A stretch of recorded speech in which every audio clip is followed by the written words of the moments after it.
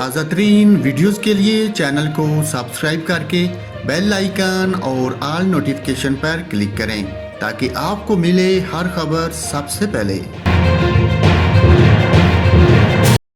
اور ملک کے مختلف علاقوں میں بارشوں کا سلسلہ وقفے سے جاری ہے۔ سرگودا، گجرات اور آفز آباد میں شدید بارشوں سے نشیبی علاقے زیر آب آ گئے۔ شکرگڑھ میں گزشتہ روز سیلابی ریلے میں بہہ جانے والی لڑکی کو آج بھی تلاش نہیں کیا جا سکا۔